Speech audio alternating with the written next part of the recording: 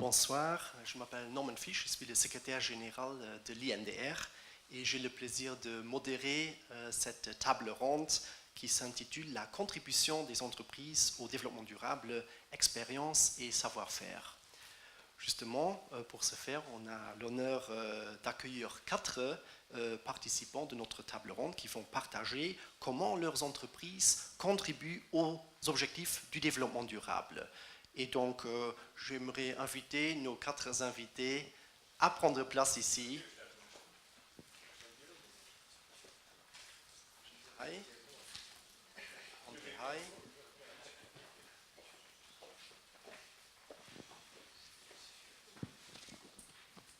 Voilà, bienvenue à nos invités que j'aimerais vous présenter brièvement. Donc, Madame Julie Castillo, Senior Manager de Deloitte, Monsieur Sébastien Jungen, le directeur général de Bamolux, Monsieur André Reuter, associé gérant de Polygon, et Monsieur Gérard Sola, le CEO de Peinture Robin. Merci beaucoup pour votre participation et je pense qu'on peut aussi les applaudir.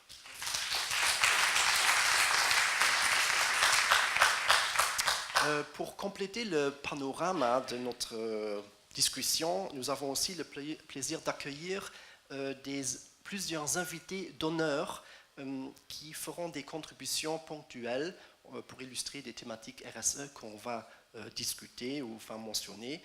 Et puis je veux peut-être vous demander à nos invités d'honneur qui sont assis ici aussi de se lever et j'aimerais aussi qu'on les applaudisse, s'il vous plaît.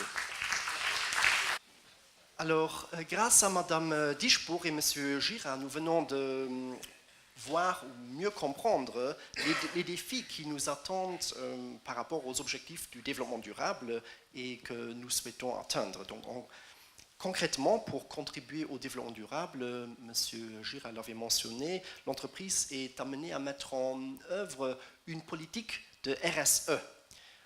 Cette politique doit créer de la valeur pour l'entreprise et en même temps pour la société de laquelle cette entreprise et nous tous dépendons.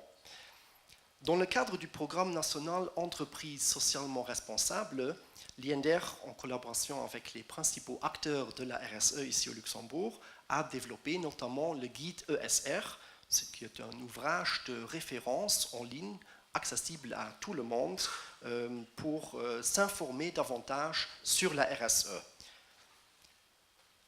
Notre discussion avec vous, chers invités, sera structurée autour de 4 chapitres qui reflètent en fait les chapitres du guide ESR.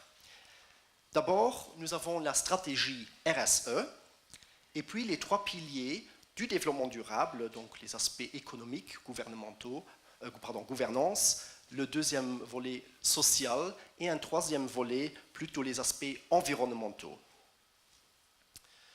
Pour introduire notre table ronde, je souhaite d'abord poser quelques questions à notre consultante et aussi experte agréée en matière de RSE, Madame Julie Castillo. Quel est le niveau de compréhension des entreprises à la RSE actuellement, respectivement de l'agenda 2030 ? Pouvez-vous nous donner quelques informations ? Merci Norman. Alors, tout d'abord, il faut savoir que les entreprises luxembourgeoises, quand ils ont découvert la RSE, ils ne se rendaient pas compte qu'ils faisaient chez eux de la RSE. Ils faisaient des activités et puis grâce au label et grâce aux différentes questions sur le label, ils se sont rendus compte que la RSE était partie intégrante de leurs activités au quotidien. L'opportunité leur a été donnée de développer, de concrétiser ça. Et aujourd'hui, on se rend compte que les entreprises veulent passer à un niveau supérieur et non plus avoir leur partie RSE comme quelque chose d'ad hoc à leur organisation, mais vraiment intégrer ça dans leur stratégie et vraiment pouvoir dire quelle est la raison d'être de l'entreprise. Et c'est là où les objectifs de développement durable peuvent vraiment être un atout pour les entreprises parce qu'elles les permettent de les élever d'une activité concrète et de performance par rapport à leur RSE vers un impact qu'elles peuvent réaliser de par leurs activités. Bien, merci. Alors, j'aimerais aussi demander l'avis de notre premier invité d'honneur, Monsieur Jérôme Merker, qui est attaché à la Chambre de commerce et membre du comité de pilotage justement du projet TIR duquel on a parlé. Donc, vous avez suivi de près ce projet TIR. Partagez-vous cette perception ? Oui, en effet, je peux partager perception, de manière générale, les entreprises qui sont engagées en RSE, même déjà avant la TIR, c'est pas la TIR qui a vraiment incité les entreprises à s'intéresser à cette thématique, mais elle s'est tout simplement greffée à cette dynamique, aussi donner une plateforme pour les entreprises pour se rencontrer, mais notamment, je crois que ce qui est hyper innovatif avec ce projet, c'était ce point de vue holistique. Donc, avant l'initiative TIR, il y avait, je dirais, beaucoup d'initiatives isolées, où il n'y avait pas d'échange, et avec la plateforme TIR, on avait la possibilité de créer des synergies, donc de développer une stratégie interconnectée et holistique. Ça, c'est le premier point innovateur. Le deuxième point innovateur de ce projet, c'était d'avoir une approche bottom-up, c'est-à-dire une approche multi-stakeholder. Donc, il y avait des entreprises qui étaient impliquées dans les groupes de travail, il y avait des ONG, les administrations, les ministères, et c'est vraiment ça qui a vraiment permis de créer une nouvelle dynamique, aussi de développer des nouvelles idées et comment avancer pour assurer la transition vers une économie plus durable et interconnectée. Mais cette nouvelle démarche a bien évidemment mobilisé énormément d'entreprises, parce qu'ils savent tous, c'est des nouvelles tendances qui arrivent, des tendances que ce soit la digitalisation, que ce soit des tendances en matière de durabilité. Il faut faire quelque chose, s'intéresser à cette nouvelle dynamique. Et cette plateforme a vraiment aussi donné la possibilité aux entrepreneurs de s'échanger d'idées. Comment pourrait-on s'imaginer ce nouveau modèle d'économie, que ce soit le nouvel modèle d'énergie, faire la transition vers les énergies renouvelables, que ce soit en matière de modèle de ressources. On va entendre par après sûrement des mots sur l'économie circulaire, qui est aussi un domaine très passionnant, mais aussi que ce soit en matière d'économie de partage. Aussi, c'est des nouvelles tendances qui arrivent et qui viennent aussi avec les défis, mais également avec des opportunités. Et d'un autre côté, c'était aussi une belle possibilité de sensibiliser les entreprises, que c'est pas seulement pour améliorer l'empreinte environnementale, mais que c'est aussi un levier de compétitivité. C'était aussi un message très important, et ça se reflète aussi dans les chiffres de ceux qui ont participé dans cette démarche bottom-up. 300 acteurs au total, dont beaucoup d'entreprises qui ont participé à cette démarche. Merci beaucoup. Alors, comment est-ce qu'on peut définir finalement cette idée de responsabilité? Comment l'entreprise peut concrètement comprendre sur quel objectif du développement durable elle doit contribuer? Peut-être aussi une question à Julie. Merci. Pour identifier les objectifs sur lesquels elle doit contribuer, elle doit aussi comprendre quel est son business model et quelles sont les activités qu'elle génère en interne et sur quoi elle a un levier par rapport à la société. Et donc l'entreprise ne doit pas essayer de travailler sur tout, mais doit identifier par rapport à ce qu'elle fait. Voilà, si c'est une entreprise de service qui gère des ressources humaines, elle va pouvoir travailler sur la diversité, sur la promotion de tout ce qui est santé au travail, etc. Alors que si c'est une entreprise qui fournit des produits, elle va pouvoir travailler, avoir un impact beaucoup plus concret sur la société par les produits qu'elle donne, ou sur le changement climatique en proposant des produits beaucoup plus durables. Donc voilà, l'entreprise ne doit pas essayer de tout regarder, mais bien s'axer sur celle pourquoi qui fait sens par rapport à elle. Par contre, là où les SDGs, les objectifs de développement durable, sont intéressants, c'est cette approche holistique justement, et de pouvoir regarder les impacts négatifs qu'on pourrait avoir et de dire ok, je peux avoir un impact positif sur ça, mais je vais aussi éviter d'avoir un impact négatif sur un autre objectif de développement durable. Ça, c'est l'intérêt de ces objectifs également. Donc c'est se concentrer en fait sur l'essentiel, la meilleure contribution possible. Oui, c'est aussi la notion de matérialité qui ressort quand on a le Global Reporting Initiative. La matérialité est une notion très importante. Je pense qu'aussi dans la stratégie RSE, c'est qu'est-ce qui est matériel pour nous, quels sont nos impacts, les comprendre et puis travailler par rapport à ça. Et ne pas vouloir, je prends l'exemple chez nous, chez Deloitte, on a un objectif qui est la vie subaquatique. C'est quelque chose où on fait attention à ne pas avoir un impact négatif, mais en même temps, ce n'est pas quelque chose sur lequel on va agir de manière concrète, parce qu'on est au Luxembourg, on n'est pas nécessairement... C'est pas le plus matériel des océans. Tout à fait. Bien que le cluster maritime ne serait pas de même avis, peut-être. Tout à fait. Bon, mais la RSE, en fait, c'est rien de nouveau non plus. Hein. Une des premières recommandations en matière de RSE ont été les principes directeurs de l'OCDE à l'intention des entreprises multinationales. Et au hasard, on a le plaisir d'accueillir ici M. Christian Schuller, qui est conseiller juridique au ministère de l'économie et surtout point de contact national pour justement l'OCDE ici au Luxembourg. Pouvez-vous nous présenter brièvement ces guidelines de l'OCDE? Oui, alors les guidelines existent depuis un peu plus de 40 ans et donc c'était et c'est encore aujourd'hui l'instrument international le plus important probablement pour favoriser la conduite responsable des entreprises, puisque ça s'adresse aux entreprises multilatérales, multinationales, donc qui ont vocation à être présentes tout au long de la chaîne d'approvisionnement et dans beaucoup de pays, et donc à donner l'exemple des pratiques qui ont cours actuellement dans nos pays, et pas reproduire les mauvaises pratiques dans les pays, souvent des pays en voie de développement. Au fil des années, de ces 40 années, le scope, le champ d'application de ces principes directeurs s'est étendu. La dernière extension notable était en 2011 où on a introduit un chapitre nouveau sur les droits de l'homme qui est calqué sur celui qui a cours aux Nations Unies. Voilà. Et donc ça englobe, c'est donc un instrument complet qui englobe tous les aspects droits de l'homme, environnement, emploi, etc. Donc tout est couvert. Et cet instrument bénéficie également d'un mécanisme d'application. Certes, ce ne sont que des recommandations. Donc il n'y a pas de moyen pour les États de les implémenter ou par une voie coercitive. Mais aujourd'hui, à l'ère du web, à l'ère de la transparence à tout va, il est évident, et on le voit bien, que le fait d'avoir des principes directeurs, d'avoir une transparence, d'avoir un réseau de points de contact nationaux, et c'est ça le mécanisme d'implémentation de ces principes directeurs, chaque pays membre de l'OCDE a un point de contact national pour favoriser la mise en œuvre et la dissémination de ces principes, le Luxembourg aussi, et recevoir également les plaintes, puisqu'on reçoit des plaintes très concrètement. On a reçu d'ailleurs une nouvelle récemment d'une entreprise multinationale qui est établie au Luxembourg. Et donc il s'agit à travers cet instrument et à travers le mécanisme d'application, de favoriser la dissémination de ces principes. Et donc à l'ère effectivement du web, de la transparence à tout cran, je dirais que pour beaucoup d'entreprises multinationales pour lesquelles certaines, je ne jette pas l'opprobre, certaines, c'était peut-être du window dressing au début, mais en tout cas, il est clair que pour beaucoup d'entreprises, c'est un élément dont on ne peut pas se passer. Et d'ailleurs, les entreprises cotées en bourse sont obligées d'avoir un plan. Bon, mais elles n'ont pas attendu cela pour se développer, pour avoir un code de conduite, pour avoir des normes précises, des plans d'action.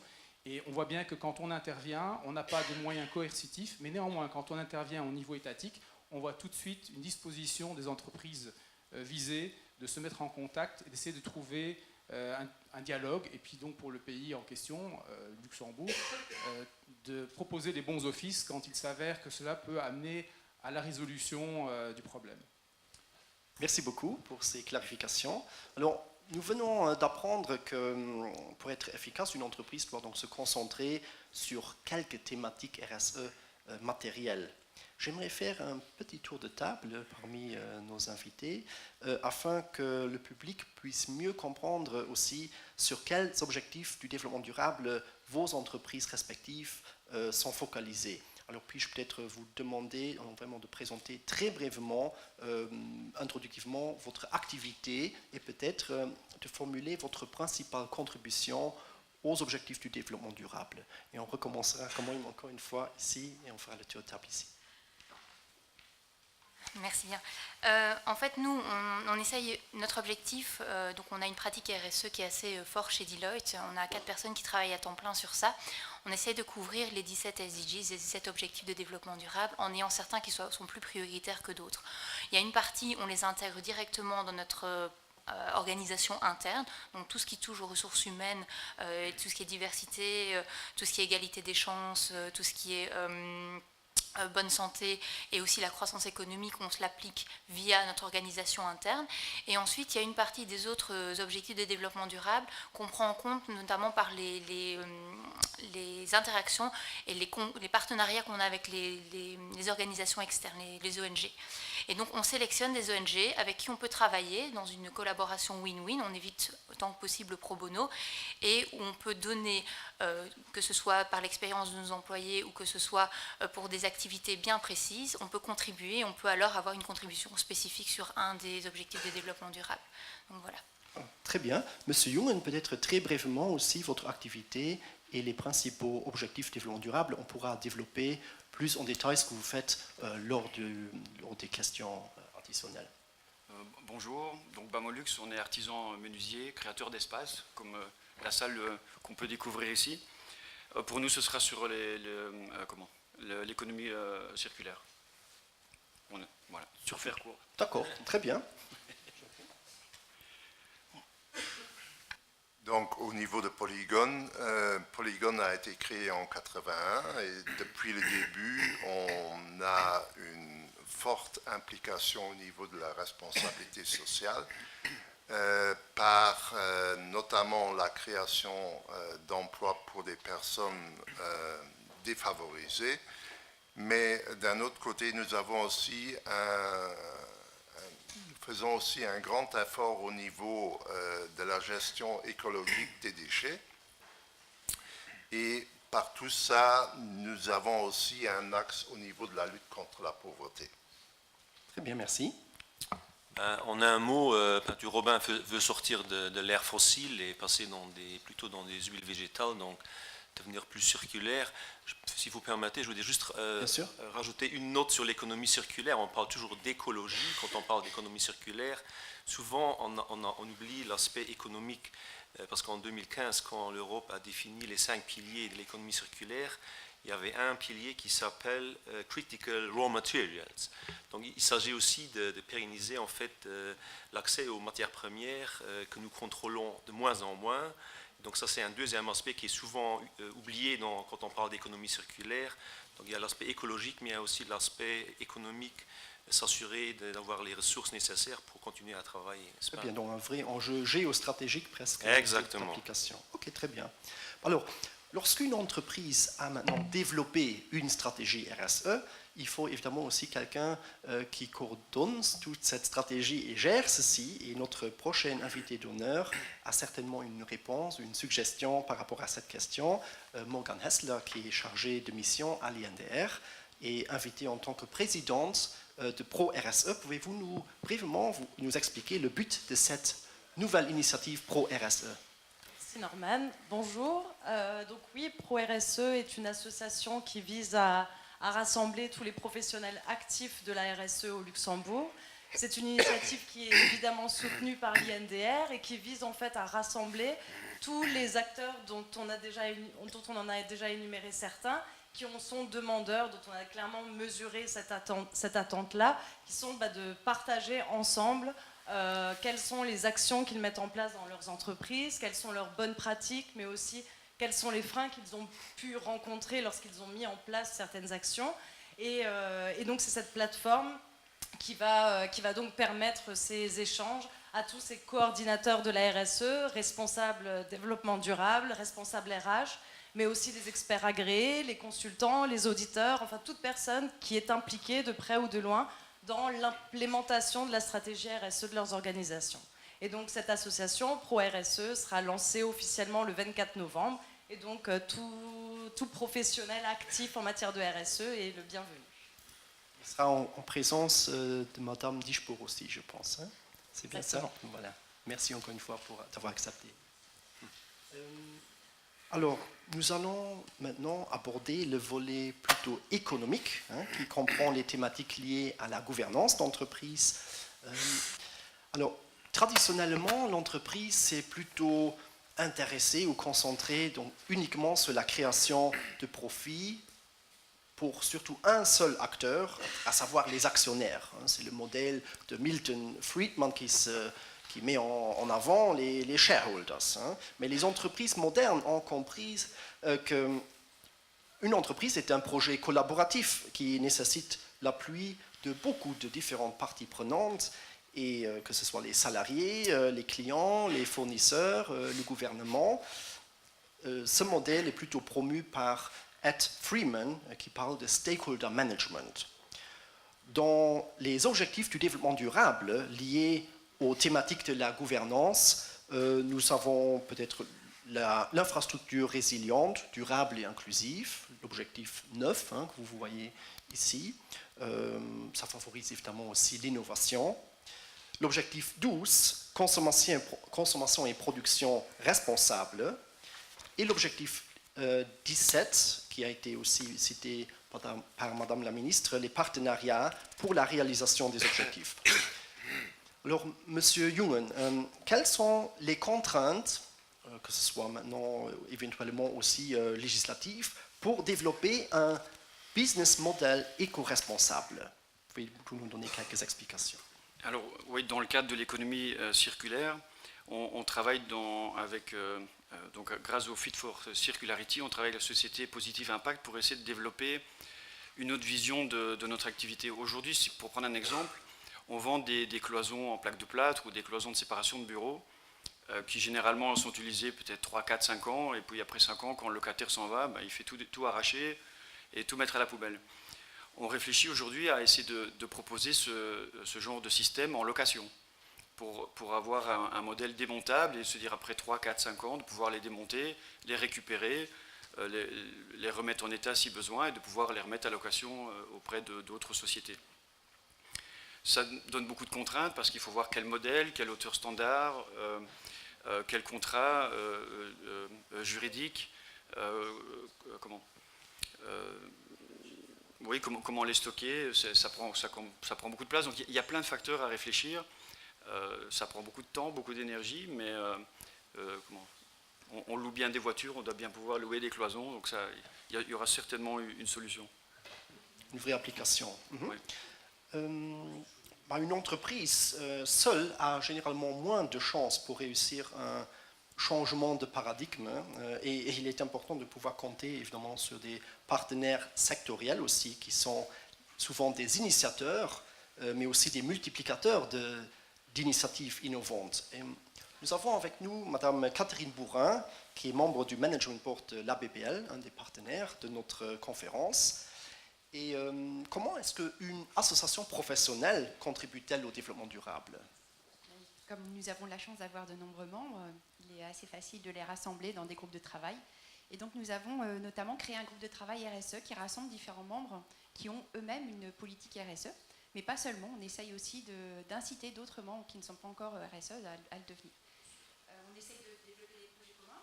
Et l'un des axes dernièrement qu'on a essayé de développer, c'est la finance durable. Donc on a essayé de répertorier parmi nos membres qui est déjà dans la finance durable ou qui ne l'est pas encore. Donc on est en train de faire une étude auprès de nos membres pour un peu répertorier où en sont nos membres dans ce domaine-là. Donc cette étude nous montrera un petit peu où on va. En matière de produits financiers, notamment, on peut dire que certains clients disent d'emblée moi je ne vais pas forcément investir en matière de finance durable parce que j'ai l'impression que je vais devoir faire une croix sur la rentabilité. Et l'un de nos membres nous a expliqué que parmi leurs produits financiers, les produits finances vertes, les produits finances durables, ont une rentabilité supérieure à leurs produits habituels. Donc c'est un message qu'on peut facilement faire passer auprès de la clientèle. Encore faut-il que la clientèle soit réceptive aussi à cette problématique.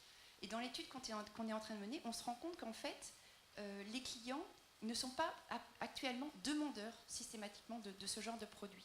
Donc je pense qu'il y a des actions d'éducation à faire à la fois vis-à-vis des banquiers, donc développer des produits durables, et vis-à-vis des consommateurs, investissez dans des produits durables. Ce n'est pas parce que vous allez investir dans des produits durables que vous devez faire une croix sur la rentabilité. Alors, Monsieur Zoller, Monsieur Jungen avait déjà annoncé qu'il y a un partenariat sur un produit très spécifique que vous avez développé. Avez-vous engagé d'autres collaborations pour réaliser des projets avec d'autres partenaires? Oui, effectivement, Madame la ministre est déjà au courant, donc elle n'apprendra rien de neuf, mais c'est justement un projet qui est un formidable partenariat entre 3 partenariats luxembourgeois. Donc il y a la Chambre de l'agriculture, il y a les syndicats des eaux, il y a le partenaire industriel Peinture Robin. Donc qu'est-ce qu'on a fait? Mais justement, l'agriculture cherchait des solutions pour des plantations, pour planter sur les les sources de protection des eaux, n'est-ce pas? Donc pour éviter le maïs, les nitrates, telle qu'on a cette l'histoire. Donc qu'est-ce qu'on pourrait faire avec ces surfaces pour quand même garder une certaine rentabilité pour l'agriculteur? Donc là on a planté du lin, des cultures de lin. On a récolté ce lin, les graines ont été pressées au nord dans une coopérative luxembourgeoise qui s'appelle B&O. Et l'huile a été transformée dans nos usines à Useldange en peinture bois de jardin, on va dire une lasure pour bois, qu'on pourra à nouveau utiliser dans l'agriculture, n'est-ce pas? Donc on ferme la boucle. En plus, le produit est totalement inoffensif, donc il pourra à la limite même être recyclé après avec les planches. Et c'est un très, très bel exemple justement pour un partenariat, mais également pour avoir un impact positif. Parce que qu'est-ce qui compte dans l'économie circulaire, c'est l'impact positif. Donc il ne s'agit pas de faire des produits moins nocifs, mais faire des produits qui justement ont un impact positif. Ici, mon slogan est « Ma peinture protège l'eau », n'est-ce pas? Donc pour ceux qui maintenant craignent que les aliments pour les hommes, enfin la nutrition pourra en souffrir parce que les surfaces sur lesquelles on va produire des aliments, des plantes industrielles manqueraient éventuellement pour la nourriture des hommes. J'ai trouvé 3 chiffres. Donc, de la biomasse récoltée au monde, 58% vont dans la nourriture des bêtes.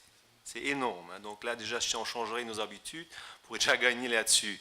Seulement 15% de la biomasse récoltée va dans la nourriture des humains et également 15% vont dans le matériel, donc tout ce qui est biodiesel ou peinture. Et là-dedans, il y a le bois dans les 15%. Donc vous voyez, comme on a comme du mou, donc il n'y a pas de crainte à avoir. Mais bon, je trouve que c'est un bel exemple.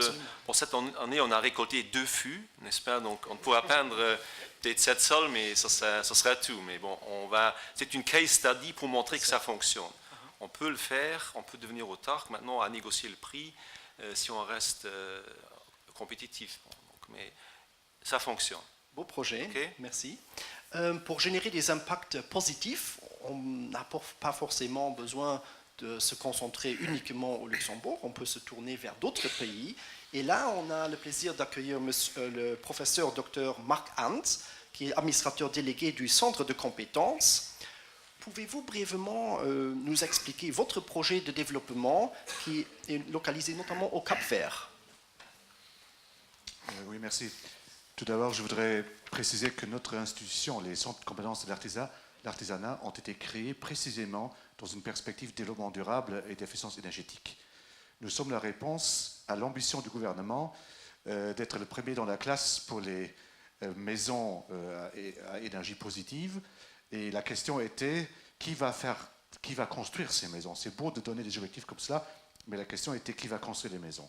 À cet effet, la Fédération des artisans, aussi avec la Chambre de métier, ils ont conçu l'idée des centres de compétences, qui sont des instituts de formation à l'adresse de l'artisanat luxembourgeois, précisément pour intégrer les notions d'efficience énergétique et de développement durable via la formation dans leurs activités. C'est-à-dire on fait des formations où on apprend comment rendre une maison étanche, ce qui est un des grands problèmes parce qu'on perd presque 60% de notre énergie via les cheminées. Donc nous sommes là pour éviter qu'on construise encore des cheminées, mais qu'on construise des maisons qui sont étanches et qui sont dans une perspective efficience énergétique. Virgule. Le Luxembourg, je fais une transition, le Luxembourg a construit via le ministère de la Coopération et Lux Development un centre de formation au Cap-Vert. Un centre de compétences également qui a pour vocation de contribuer à résoudre le problème de l'énergie au Cap-Vert. L'eau coûte au Cap-Vert 10 fois plus qu'au Luxembourg. Donc si vous allez au Cap-Vert, il y a un vol direct, je pense, et si vous prenez une douche, pensez quand même au coût de cette douche. Hein, pas au carrelage, mais à l'eau qui sort. L'électricité est également extrêmement chère au Cap-Vert, et donc ça c'est une entrave au développement de ce pays. C'est trop cher, tout simplement. Et donc on essaie maintenant de mettre en place un centre de compétences identique au modèle luxembourgeois au Cap-Vert pour que ces principes d'efficience énergétique et développement durable soient également repris dans un microcosme économique qui n'existe pas.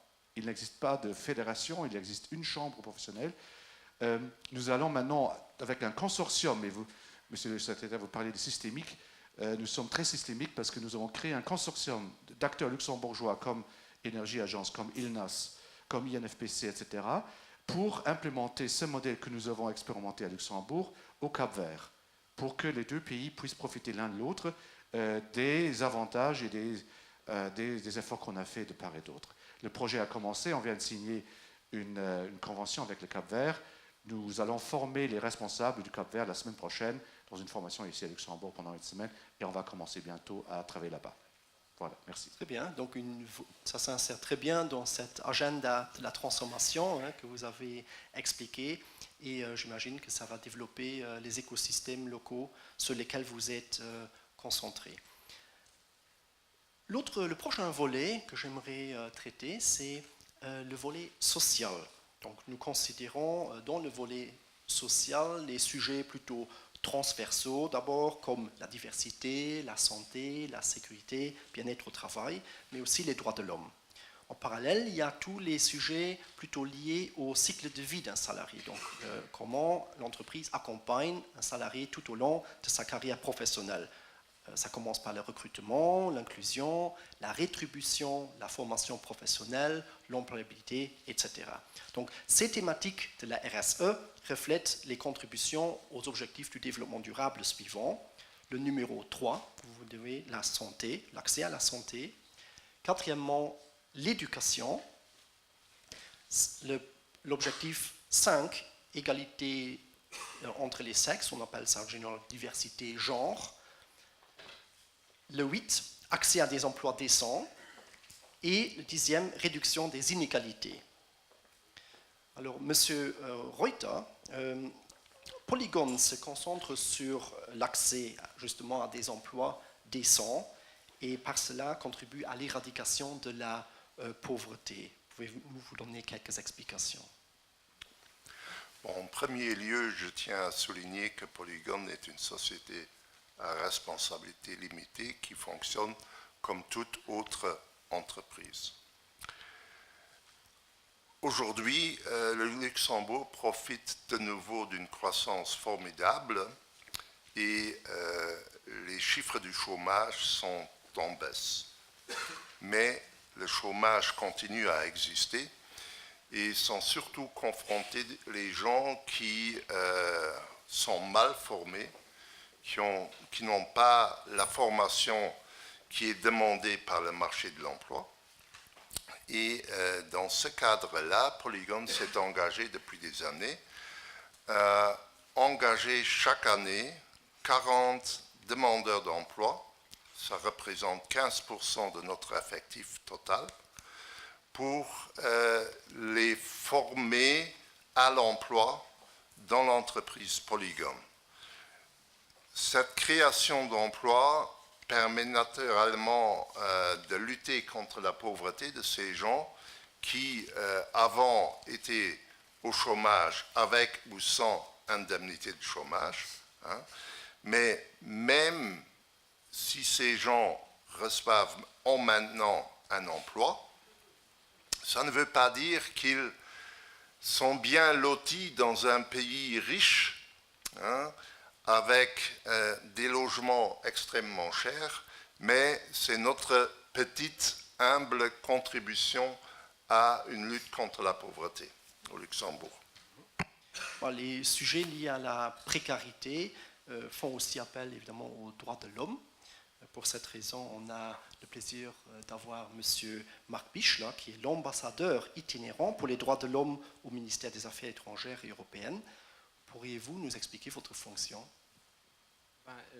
La fonction n'est peut-être pas le centre de l'intérêt, plutôt les matières qu'on touche à travers cette fonction, c'est-à-dire la promotion, la sensibilisation aux droits de l'homme, le respect des droits de l'homme, donc inciter au respect des droits de l'homme. Les droits de l'homme existent, ils font partie du système légal international, ils font partie des systèmes légaux nationaux. Tout le monde est obligé à respecter les droits de l'homme, tant les États qui sont sous l'obligation de faire respecter les droits de l'homme sur leur territoire, mais aussi les entreprises en tant que citoyens, corporate citizens, au sein d'une société. Donc mon rôle consiste avant tout à faire du outreach tant au niveau international, mais aussi pour aider à ce que le Luxembourg, à l'intérieur, à tous les niveaux publics et privés et dans la société civile, fasse aussi son devoir à domicile en matière de droits de l'homme. Pourquoi en parler ici? Pour la simple raison que l'agenda 2030 et les objectifs du développement durable, mais aussi la société sociale des entreprises et les droits de l'homme sont intimement liés, en fait. Et ce n'est pas moi qui le dis. Kofi Annan a pu le dire en 2005, il n'y a pas de sécurité sans développement, pas de développement sans sécurité, et ni l'un ni l'autre sans respect des droits de l'homme. Maintenant, comment traduire cela au niveau des entreprises? Moi, je trouve que l'entrée idéale, presque, et prometteuse, est celle de la responsabilité sociale des entreprises. L'entrepreneur qui s'intéresse déjà aux effets sociaux et environnementaux de son activité et de celle de son entreprise, il n'a rien à perdre à inclure dans sa démarche également les droits de l'homme. Au contraire, il a tout à y gagner parce qu'il y gagne en termes de gestion du risque, en termes de cohérence aussi de sa politique RSE. Il y gagne pour ses salariés, pour ses clients. Il y gagne aussi en général pour son entreprise, pour la responsabilité de l'entreprise et aussi l'image de marque et la réputation de l'entreprise. En fin de compte, aussi le côté économique et moral de l'entreprise. Donc nous sommes en train de mettre sur pied un plan d'action national sur les entreprises et les droits de l'homme. Je me réjouis de la coopération qu'on a et qu'on aura avec beaucoup d'entre vous, je l'espère, pour finaliser ce plan. Merci. Merci. Encore une question à M. Reuter. Donc, justement, pour aider à cette inclusion sociale dans les entreprises, vous appliquez donc des actions positives pour employer des personnes qui sont loin du marché de l'emploi. Comment est-ce que vous les accompagnez concrètement pour réussir ce challenge? Bon, nous utilisons un moyen qui existe pour toutes les entreprises, c'est le contrat initiation à l'emploi. C'est un contrat qui est signé entre le salarié et l'administration de l'emploi et Polygon, l'employeur. Ce contrat est subventionné pendant 12 mois, 50% du revenu brut. Puis, il y a aussi un autre contrat qui est réalisé entre le salarié et le job coach que nous avons auprès d'Interaction, qui est un des associés de Polygon. Ce contrat avec le job coach définit un plan de développement avec des formations sociales, comment je me comporte au travail, comment je me présente chez un patron, des formations santé, sécurité au travail, ainsi que des formations techniques métiers à Polygon, comme la déconstruction, à l'avenir, la déconstruction dans le cadre de l'économie circulaire et d'autres métiers propres à la société Polygon. Il y a un suivi régulier par les chefs de projet sur les chantiers de ces personnes. Il y a une communication journalière entre le service technique qui planifie le personnel et les job coachs en ce qui concerne des absences éventuellement de la personne. Nous avons créé la possibilité d'accorder 17 journées de congé social pour faire des formations, pour aller se présenter chez des patrons, respectivement pour résoudre des problèmes qui sont éventuellement inhérents à leur situation de chômage. Un autre point, c'est encore, nous accordons des prêts remboursables à ces personnes, notamment pour faire le permis de conduire, qui favorise l'employabilité. Ils travaillent pendant 6 mois, pendant 3 mois, sur des chantiers que nous avons encore aujourd'hui. Il y a toujours une soumission, je ne sais pas si on l'a l'année prochaine, sur les autoroutes pour les ponts et chaussées, où la pression de la rentabilité est moins pressante. Et après 3 mois, nous les intégrons dans les équipes qui travaillent chez les entreprises privées, souvent en sous-traitance sur les chantiers, ici au Luxembourg, mais également dans la province du Luxembourg. Merci beaucoup. Je peux peut-être dire oui, encore un mot. Après les 12 mois, nous faisons un bilan. Et si la personne n'a pas encore trouvé un emploi, nous leur accordons un CDD supplémentaire non subventionné de 12 mois. Et en général, on a un taux d'insertion qui varie entre 55 et 60-65%. Félicitations, très élevé, oui. Monsieur Jungen, comment votre entreprise contribue-t-elle aux aspects plutôt sociaux qu'on vient de mentionner? Alors, on a signé en 2015, je crois, la charte pour la diversité. On a une dizaine de nationalités dans l'entreprise et c'est une grande force parce que ça donne énormément de... Enfin, il y a beaucoup de cultures différentes. Une petite anecdote, il y a quelques années, tous les mois de juin, on organise un barbecue dans l'entreprise et il y a quelques années, je passe devant un collaborateur, je dis... J'espère que vous avez des Argentins dans votre entreprise. Et je lui demande, tiens, tu t'es pas inscrit au barbecue? Il me dit non, je ne mange pas de viande. Ah, tu ne manges pas de viande? Il me dit non, je mange halal. Je lui dis, c'est pas grave, on va acheter un deuxième barbecue. Et donc depuis, on fait 2 barbecues, la saucisse normale et la saucisse halal. Sinon, on informe énormément le personnel. On a un règlement intérieur extrêmement complet qui reprend déjà toutes les dispositions générales de l'entreprise, bien sûr, les différentes délégations et droits de chacune, bien sûr la volonté RSE, sociale, environnementale, puisqu'on est ISO 9001, on est en passe d'être ISO 14001. On leur explique aussi, comme on est dans l'artisanat, on est un métier qui est dangereux, le droit de retrait et le signalement de tout dysfonctionnement. Je touche du bois, en plus de 40 ans, aucun menuisier chez nous n'a perdu un doigt. Pourtant, je vois beaucoup de menuisiers avec des doigts en moins. Ça ne vient pas de chez nous, ils ont peut-être 2 bras gauches, mais il ne manque pas de doigts. On informe aussi sur la protection en place contre le harcèlement et la violence au travail, sur les règles de sécurité, bien sûr, sur les comportements professionnels, sur toute la déontologie qu'on veut avoir. On a une charte informatique pire que chez les avocats. On martèle aussi en permanence nos valeurs qui sont en premier lieu portées par la direction, la qualité, innovation, esprit d'équipe, responsabilité, écoute, transparence, confiance. C'est des mots qui sont en permanence répétés dans l'entreprise, en tout cas par les actions qu'on peut y mener. Et, mes collaborateurs, sans eux, je ne sais rien faire.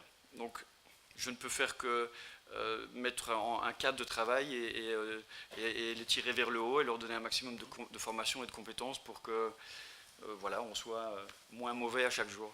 Donc, développer une vraie culture de la RSE dans l'entreprise. Oui, hein. oui. Très bien.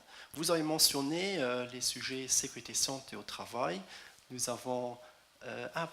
oui, je vais prendre encore, on reviendra.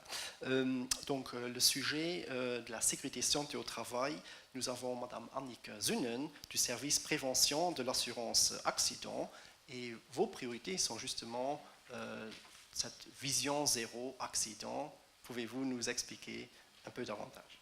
Oui, tout d'abord, l'assurance accident a une de ses missions et donc bien sûr la prévention des accidents du travail, des accidents de trajet, des maladies professionnelles. Et le service prévention met à disposition aux entreprises une panoplie d'outils, comme par exemple des publications spécifiques, notre label Sicherheitsmanagement System pour les PME. On a des formations de sécurité qui sont subventionnées, ainsi que la mise en place des systèmes de management de sécurité santé au travail. nous promouvons la campagne Trajet sécurisant l'homme.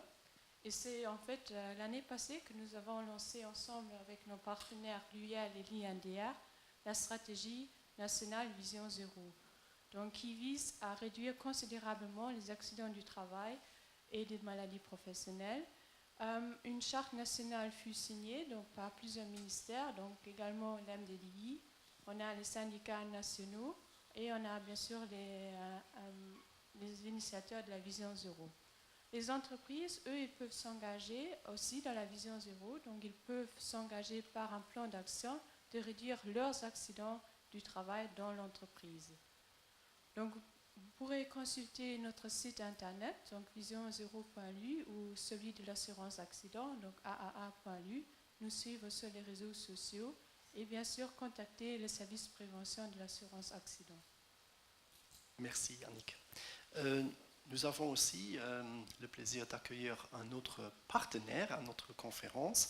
Il s'agit de Jeannette Müller, conseillère technique et économique dans les affaires environnementales, technologie et innovation de la Chambre des métiers.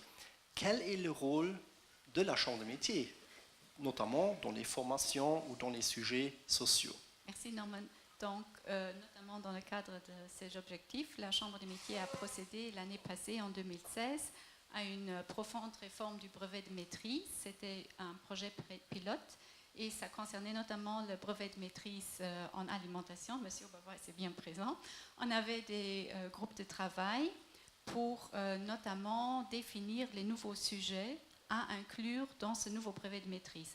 Et un des sujets dans ce nouveau brevet de maîtrise sera dorénavant le développement durable et la responsabilité sociale des entreprises dans le module de la gestion d'entreprise. Et je dirais qu'il est vraiment important de profiter de ce moyen, de cette formation pour former, pour familiariser les futurs chefs d'entreprise, les futurs décideurs aux objectifs du développement durable de la RAZ, et notamment aussi ce sont des producteurs et transformateurs de denrées alimentaires. Voilà. Merci beaucoup. Madame Castio, chez Deloitte, est-ce que vous poursuivez aussi les objectifs sociaux? Oui, tout à fait. C'est vrai que Deloitte est plutôt reconnu comme étant une entreprise qui fournit des services en audit, consulting et taxes, mais une grande partie de nos employés gèrent des ressources humaines. Donc c'est vraiment prioritaire pour nous, tout ce qui est la santé, le bien-être au travail et la diversité. Et au quotidien, on met pas mal d'activités par rapport à ça, et c'est d'autant plus important qu'aujourd'hui, une nouvelle génération a de plus en plus de demandes pour trouver un équilibre entre la vie professionnelle et la vie privée. Peut-être qu'ils vont aussi nous faire changer notre manière de voir notre travail aujourd'hui, être beaucoup plus flexible dans ce qu'on peut faire et ce qu'on peut proposer. Alors on n'a pas aujourd'hui, on garde une plateforme assez flexible dans ce qu'on entreprend et dans des objectifs qu'on voudrait atteindre, parce que justement, on a ces nouvelles attentes des nouvelles générations par rapport à ça.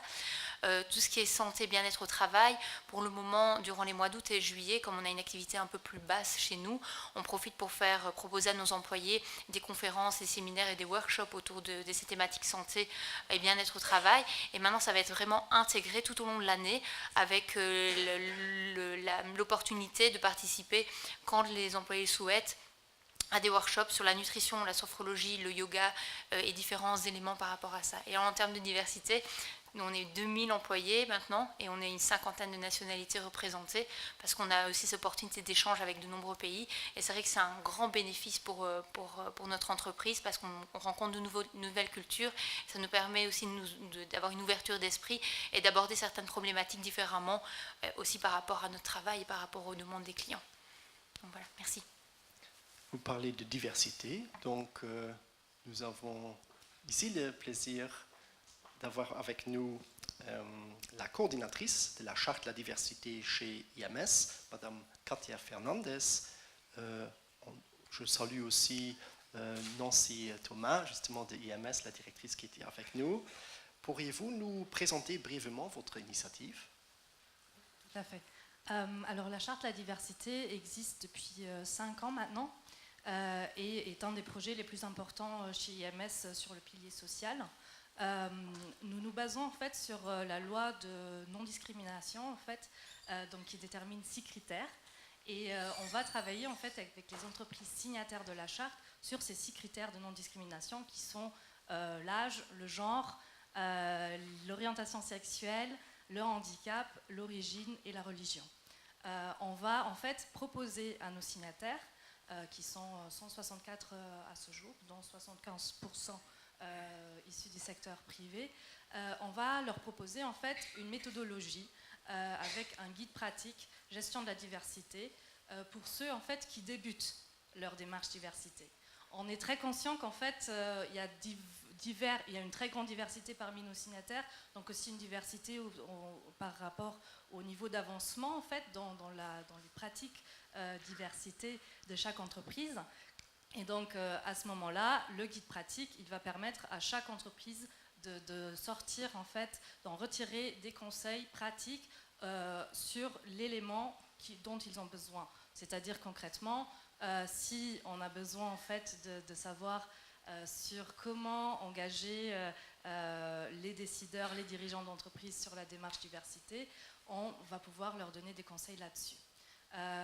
L'autre aspect de la charte de la diversité, c'est bien évidemment aussi l'échange de bonnes pratiques, qui est très important.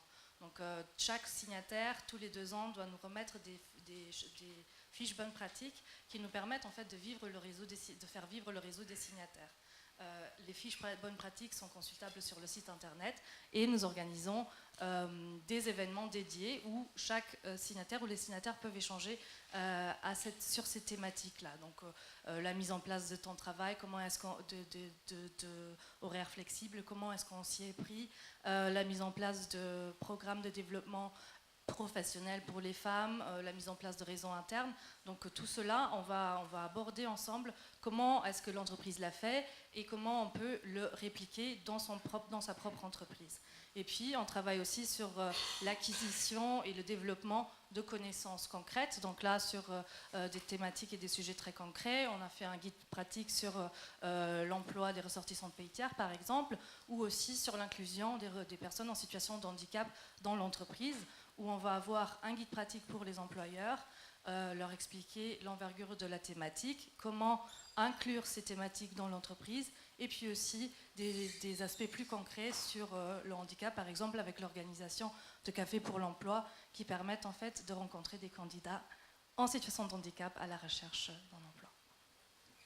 Merci Madame Fernandez. Donc vraiment un programme complet pour gérer la diversité, créer une culture de la diversité. Le guide l'INDR encourage certainement aux entreprises de signer votre charte. Et j'aimerais donc commencer le 3e volet du développement durable, les sujets plutôt économiques. Donc les activités des entreprises génèrent parfois malheureusement des impacts non désirables pour l'environnement. Mais ceci n'est pas une fatalité. L'année passée, nous avions organisé une conférence déjà sur le sujet de la COP 21, où nous avions surtout traité les sujets plutôt liés à l'énergie, aux émissions CO2 qui impactent le climat. Évidemment, ces problèmes ne sont pas encore résolus, mais nous souhaitons nous focaliser cette année plutôt sur les autres sujets qu'on n'a pas encore traités. Sur les objectifs du développement durable que vous voyez derrière vous, j'aimerais donc citer l'objectif 6, l'eau, numéro 7, les énergies renouvelables, 9, les infrastructures durables, 11, villes et communautés durables, donc je pense que vous avez aussi des sujets intéressants à contribuer, la consommation et la production responsable, la lutte contre les changements climatiques, la conservation et l'exploitation durable des océans et la vie terrestre. Monsieur Zoller, pour être durable, une entreprise a besoin donc d'une stratégie en vue qui crée de la valeur partagée donc pour l'entreprise et pour la société. Comment est-ce que votre stratégie contribue aux impacts environnementaux? Je vais peut-être vous parler un peu de la certification Cradle to Cradle qu'on a réussi à passer pour notre peinture murale Verdello. Donc il y a en fait 2 approches pour la circularité. Il y a une approche un peu plus technique, on va dire, où on va juste essayer de récupérer le matériel qu'on a utilisé. Il y a une deuxième approche un peu plus philosophique, qui est celle de M. Braungart et de M. McDonough, que vous connaissez sûrement tous. qui est une approche, je dirais, un peu plus philosophique, et c'est celle-là qu'on a choisie. Donc je pense que ça rentre un peu aussi dans les critères RSE. Donc celle-là, elle repose sur 5 critères qu'on va tester sur le produit. Donc le premier critère, c'est la material health. Donc est-ce qu'il y a des ingrédients nocifs dans le produit? Bien sûr que non. Deuxième pilier, c'est la reusability. Donc est-ce qu'on peut réutiliser le produit? Bon, pour les peintures, c'est un peu plus compliqué. Donc là, on va plutôt regarder s'ils sont compostables ou en partie compostables. Troisième pilier, c'est l'énergie. Donc là, Robin est à 100% énergie renouvelable éolienne. Sauf les Clark, on avait oublié les Clark. Donc là, on a eu quelques points minus pendant l'audit. Quatrième pilier, water stewardship. Donc, quel est le cycle de l'eau dans l'entreprise? Donc là, on va aussi, pour la peinture verte à l'eau, on récupère tous les eaux de lavage et on les réintègre dans la prochaine charge, donc pour avoir zéro déchet, zéro rejet d'eau. Hein. Et le dernier pilier, pas moins important, c'est social fairness. Donc c'est tout ce qui est regroupé dans les discussions RSE. Et donc on a passé la certification avec bravoure et on en est toutes fiers. Félicitations, je pense, on peut être fiers. Pour accompagner les entreprises dans la mise en œuvre de cette économie circulaire, il existe une initiative très intéressante ici au Luxembourg. Monsieur Charles-Albert Florentin, qui est le cluster manager de Eco-Innovation, du Eco-Innovation Cluster Luxembourg justement. Pouvez-vous nous expliquer ce projet? Oui, tout à fait. Donc le programme Fit for Circularity est une initiative menée conjointement par le ministère de l'économie et Lux Innovation. L'objectif est de faciliter la transition des PME vers des modèles de circularité. Et pour ce faire, donc, le programme se divise en 2 parties. La première partie est un diagnostic que l'on effectue auprès de l'entreprise sur son process de production, les flux de matériaux, son organisation, la création de valeur. Et à l'issue donc de ce diagnostic, on fournit à l'entreprise une feuille de route qu'elle pourra appliquer si elle le souhaite. Et donc dans un deuxième temps, le projet voit le jour sous forme d'une application concrète. Voilà. Alors la partie diagnostic est financée à moitié par le ministère de l'économie avec un maximum de 10 000 €. Voilà, donc j'invite les PME qui sont intéressées à nous consulter pour mettre en place ce programme. Voilà, merci. Merci. Monsieur Jungen, alors chez Barmolux, comment faites-vous pour réduire vos impacts environnementaux? On travaille sur la réduction de l'empreinte écologique qui est peut-être une vision un peu plus large. On a cet axe d'amélioration, déjà de proposer des produits éco-responsables en alternative dès qu'on peut par rapport à ce qui est prescrit dans les bordereaux. Pour les 2 sites, alors on n'est pas à l'éolien, mais on a souscrit le Nova Straum, qui est l'énergie verte fabriquée à 65% ici à Luxembourg. On a une gestion du parc automobile un peu, je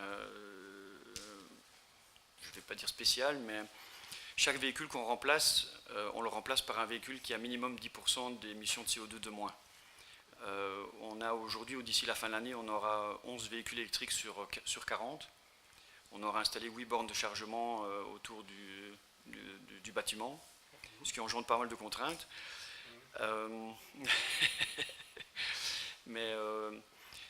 Et puis on travaille aussi chaque année à réduire de 10% le nombre de kilomètres parcourus.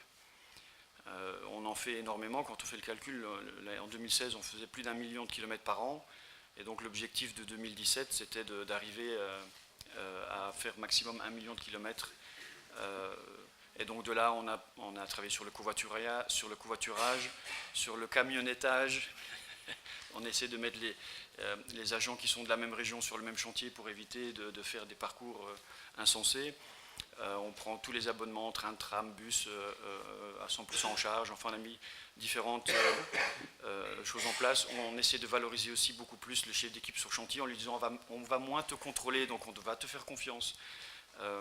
Je dis aussi à mes gens, j'aime bien quand ils sont dans la voiture à écouter les grosses têtes, mais j'aime autant qu'ils soient au bureau à travailler. Et donc c'est écologique, mais c'est aussi économique. en soi. On travaille beaucoup sur le recyclage des déchets. On est aussi labellisé Super Dregscocht. On travaille aussi à la réduction des déchets. L'objectif, ce serait de ne pas en avoir. Mais ça prend aussi beaucoup d'énergie à réfléchir et à mettre en place, au-delà du travail qu'on a déjà. On travaille aussi forcément sur les économies d'eau, sur les économies de papier. On a investi dans un programme de gestion documentaire.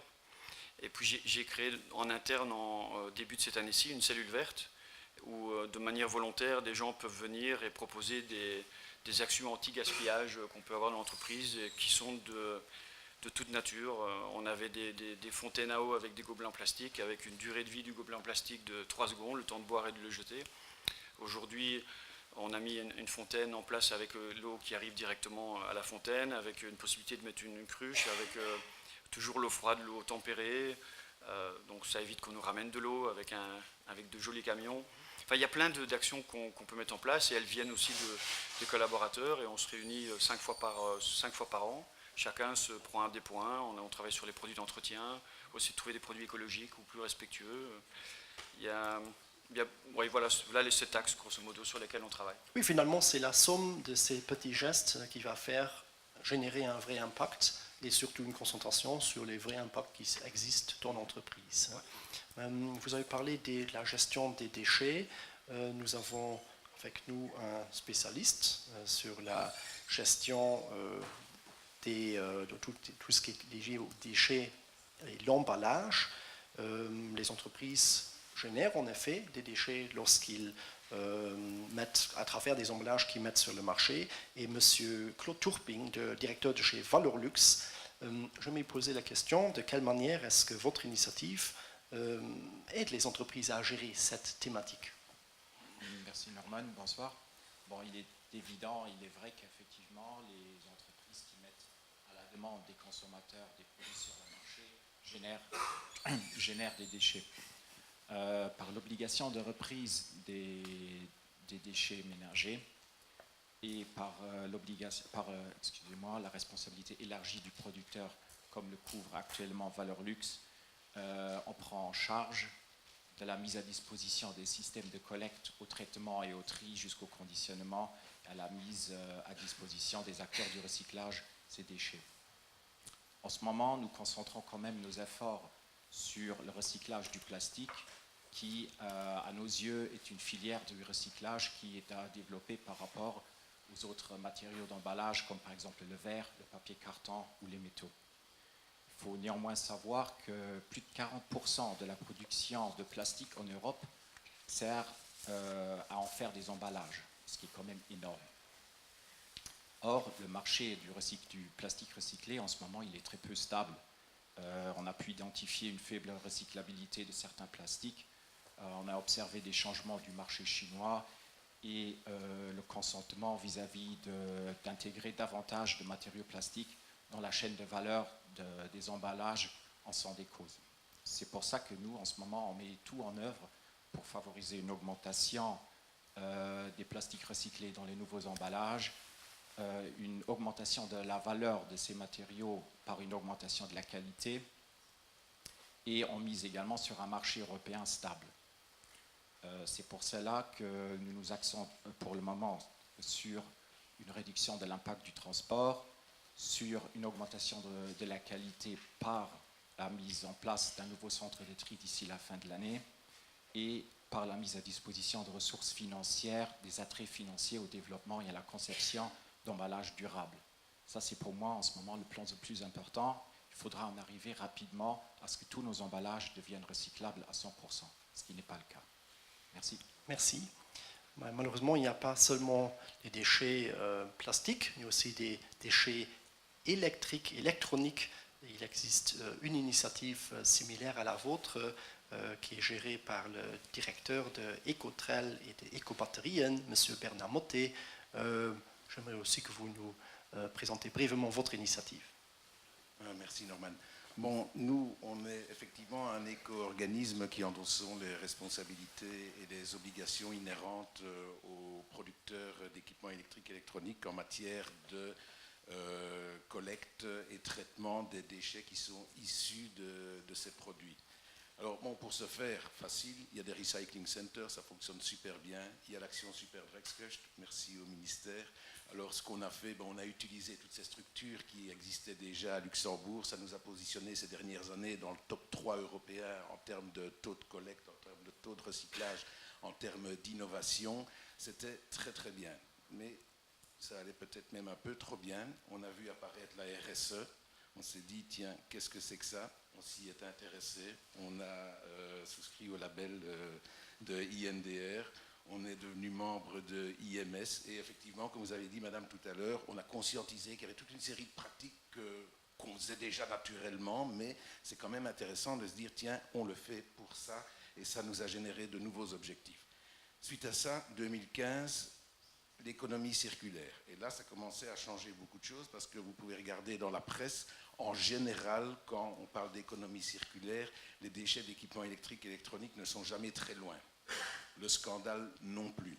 Donc aujourd'hui, je profite de la présence de Mme Dijburg et M. Gira pour vous faire part de 2 points qui me sont très très chers en termes de vision, et certainement des entreprises et d'une représentante de la BBL, avec le nombre de sociétés à caractère administratif qu'on a ici à Luxembourg, que ce soit des banques, des assureurs, des auditeurs, etc., et le nombre d'ordinateurs et de smartphones qui vont avec ce type d'activité. On voudrait vous rendre attentif à ce que chez nous on appelle des fausses bonnes idées, à savoir l'exportation de ces appareils vers l'Afrique, où on va leur trouver vraisemblablement une deuxième vie, mais certainement où on va les retrouver dans les émissions de télévision sur le port d'Accra, où des enfants sont en train de démonter ce type d'appareil. Et là, on va rejoindre le côté social de la RSE. C'est quelque chose pour lequel j'ai été d'ailleurs très heureux d'entendre que dans le nouveau mandat de la Super Drecksköcht, l'économie circulaire sera partie intégrante, parce que pour nous, on a aussi décidé d'investir sur du personnel pour donner des conférences qui vont informer les utilisateurs professionnels sur les bonnes pratiques en la matière. Alors, le deuxième point, au niveau des équipements électriques et électroniques, c'est la réparabilité, la réutilisation, avec tous les points positifs qui vont avec ça, mais également, je vais dire, tous les travers qui peuvent en découler. Donc, on a intégré, d'ailleurs, avec votre administration, un groupe de travail au sein de l'Union Benelux sur une étude sur la réparabilité des équipements électriques et électroniques. C'est très, très important parce que notre vision serait de faire évoluer les recycling centers vers des service centers dans lesquels on pourrait avoir une notion de réparation, une notion de réutilisation, une notion d'échange. Et pas uniquement au niveau des équipements électriques et électroniques, ça peut se décliner sur toute une série de produits en fin d'utilisation, puisqu'il est de bon ton de les appeler ainsi, comme des livres, des vêtements, des meubles, etc., etc. Et donc ça, ce sont vraiment les 2 visions qu'on a pour l'avenir, et c'est là-dessus qu'on veut se concentrer. Je vous remercie. Merci, M. Mottet. Avant de conclure cette partie de notre table ronde, j'aimerais quand même dire que vous avez fait, ou nous on a fait aussi une contribution pour compenser nos émissions CO2. On fait ça généralement avec MyClimate. Donc, tous vos déplacements ont été compensés par un projet qu'on choisira en fin d'année pour compenser tous les projets, tous les événements qu'on a fait. Alors, je vais pour conclure, un dernier tour de table, peut-être, à chacun de nos invités, donner une petite conclusion personnelle, finale, ou un commentaire additionnel. Et j'aimerais commencer avec Julie. Oui, merci Norman. Alors je reprends ma casquette de consultante sur ce coup-ci et je voudrais faire part de 2 recommandations que je donne généralement à mes clients. La première, c'est surtout n'essayez pas de tout faire à la fois. Mettez en place pas à pas votre démarche. Prenez en compte ce qui est important pour vous. Revenir en arrière est beaucoup plus difficile que d'expliquer et d'être transparent sur « ok, là on n'est pas encore tout à fait bon, mais on y travaille, voilà comment on y travaille ». C'est beaucoup plus intéressant que de dire « on a voulu aller trop vite, on a fait une erreur, on revient en arrière ». Donc vraiment, c'est l'intégration pour moi des objectifs de développement durable, c'est quelque chose qui doit se faire pas à pas. Le deuxième conseil que je donne également, c'est qu'aujourd'hui, une entreprise, elle voit son activité, elle voit ce dont elle est dépendante, les ressources dont elle a besoin, elle voit les services et les produits qu'elle fournit sur le marché, et c'est d'aller beaucoup plus loin, et non plus regarder les outputs, mais aussi les outcomes. qui elle touche par les services et les produits qu'elle fournit, et alors là ensuite faire le lien avec l'impact et réellement prendre en compte les objectifs de développement durable, les intégrer et comprendre et donner ce qu'on appelle chez nous le purpose, à la raison d'être de l'entreprise et faire en sorte qu'elle évolue avec ses raisons d'être. Chez nous, chez Deloitte, mon objectif à terme, c'est que le développement durable soit plus un service à part, mais vraiment quelque chose qu'on intègre dans l'ensemble des services qu'on peut donner, que ce soit des services de taxes, de consultants, d'audit. C'est vraiment quelque chose de très important pour nous. Vraiment intégrer ceci. Hein. Exactement. Merci. Oui, monsieur Jung. Alors moi, de manière peut-être très simpliste et peut-être très naïf, mais la génération de mes grands-parents a fait la guerre pour qu'on ait la paix.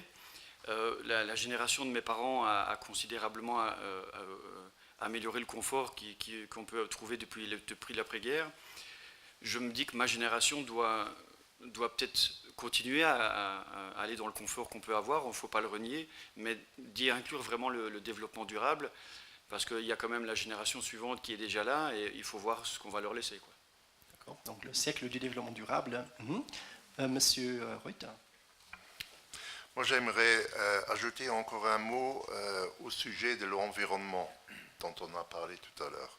Je crois qu'il faut insister sur le fait, notamment au niveau de la fédération, respectivement la Chambre des métiers, avec tous les métiers de la construction.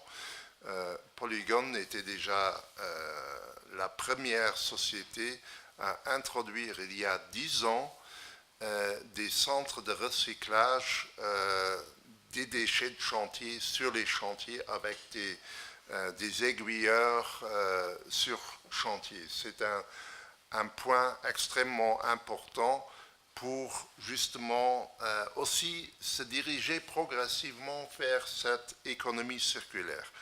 Un dernier mot, ce que moi je trouve extrêmement important pour l'avenir, c'est la formation professionnelle, les passerelles pour la formation. Et j'estime l'initiative de la Chambre des métiers, respectivement de la Fédération, pour les centres de compétences dont M.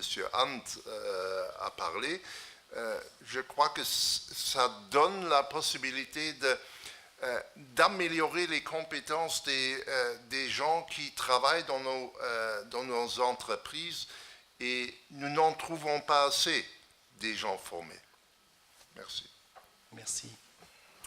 Ben, écoutez, moi je voulais juste dire un mot sur un sujet qui me passionne, c'est l'Europe des régions résilientes. Je trouve qu'on ne parle pas assez de l'Europe des régions. Et je viens d'une région où M. Girard a bien travaillé dans ce sens-là, dans une région du canton de Rédange qui était encore un peu plus petite. Mais donc l'Europe des régions, je pense que c'est important, on devrait plus en parler et essayer de créer des espaces régionaux urbains. Une région avec sa propre monnaie aussi. Oui, bon, non, je ne veux pas... résiliente, voilà, et donc aussi faire un appel à une certaine solidarité régionale. Donc, étant la seule société sur la région, je pourrais survivre avec une solidarité régionale. Et bon, pour l'instant, je me bats à ce que ma peinture soit utilisée dans le pavillon luxembourgeois à Dubaï, et je pense qu'il devrait être normal qu'elle le soit, oui. N'est-ce pas? Mais bon, ça c'est une autre affaire. Merci. On croise les doigts alors. Bon, en fait, c'est juste ce que vous dites, et c'est une thématique qui est quand même aussi a été traitée. Par exemple, la consommation et l'alimentation, le food a été thématisé lors de la discussion Rifkin. Comment est-ce qu'on va être 100% bio? Donc ça, c'était le but, un but qui est très ambitieux, qui ne va pas sans la discussion sur notre consommation et sur la méthode de produire. Tous les deux, il nous faut les deux. Nous, on thématise, c'est-à-dire le gouvernement est en train de mettre en place, par exemple, au niveau des parcs naturels, des réflexions sur des diversités. Je suis sûre que le ministre de l'Agriculture, oui aussi, est en train de regarder les possibilités. Moi, je vais vous répondre ce que moi je fais. En fait, nous, dans le ministère du Développement durable, on est en train d'organiser une place parce que c'est tout avec la formation, et je crois que là, déjà, les collègues ont déjà bien dit des vérités. C'est avec la formation de notre goût et que ça commence déjà très très jeune, la façon de s'alimenter, parce qu'en fait c'est aussi ce qu'on fait tous les jours. C'est-à-dire c'est une réflexion journalière où il faudra avoir un changement de paradigme et devenir plus responsable de tous. Moi, je ne mange presque pas de viande, à vrai dire. Et par exemple, chez nous, dans notre cantine, on a des menus végétariens. C'est dans le centre de conférence. Et on a aussi intervenu d'avoir des produits bio et luxembourgeois. Parce qu'en fait, ça, c'est façon... Maintenant, il faudra pousser encore plus. Ça, c'est juste. Mais on n'évite pas ces discussions. Et c'est que hier, au niveau de discussions sur le climat et l'agenda 2030, au niveau de l'OCDE, où j'étais sur une discussion, qu'on a abordé l'importance de l'alimentation, mais aussi de l'agriculture, qui est un défi énorme pour l'Union européenne. Et croyez-nous, on est en pleine discussion, et on est en train de se préparer pour la revue à mi-terme sur la politique agricole commune. Parce qu'en fait, oui, il y a des opportunités qui ne sont pas prises en compte sur une diversification et d'autres produits que la viande et le lait, pour le Luxembourg par exemple. Mais il y a aussi vraiment beaucoup à faire pour réorienter l'argent qui va dans l'agriculture pour améliorer notre façon de travailler plus durablement au niveau de l'agriculture et ensuite prendre les gens avec nous au niveau de l'éducation à l'alimentation, comme on le fait par exemple maintenant à partir de l'année prochaine avec des diététiciennes spécialisées aussi au niveau des parcs naturels pour renouer les liens. Et on a aussi, dernière remarque, on a une personne au niveau des parcs naturels qui renoue les acteurs. Et en fait, ici, ce qu'on a fait aujourd'hui, donner l'espoir, donner les bons exemples, ensuite recréer des liens entre administration, acteurs de différents domaines, repenser la façon dont on travaille, c'est justement ce qu'on est en train de faire dans des plateformes comme économie circulaire, dans le processus Rifkin, et c'est juste, il faut aborder le domaine de l'alimentation et on n'hésite pas, croyez-nous. On est aussi clair qu'au début, j'avais choisi le thème climat, air et pollution plutôt pour l'entrée parce que c'était actuel. Mais croyez-moi, il y a d'autres discussions où j'aborde aussi bien avec autant de passion qu'au début, un peu négativement, notre façon de nous nourrir tous les jours. Merci. Merci Madame la Ministre. Donc clairement dans le guide ESR, on traite aussi le sujet de la nourriture et grâce à vous, on vient aussi de toucher un mot sur cette thématique importante. Nous avons atteint notre temps limite, je pense. Si vous avez encore des questions, nos invités d'honneur et nos invités de la table ronde resteront encore certainement pour un petit pot qui a justement été offert par le ministère du Développement durable et des infrastructures. J'espère que vous êtes d'accord avec moi qu'on a fait le tour de la question. On a vu les différentes contributions possibles des entreprises aux différents objectifs du développement durable et j'espère que chacun de vous a appris quelque chose de nouveau et j'espère donc que nous pourrons en discuter davantage maintenant à notre réception. Je vous remercie pour votre participation et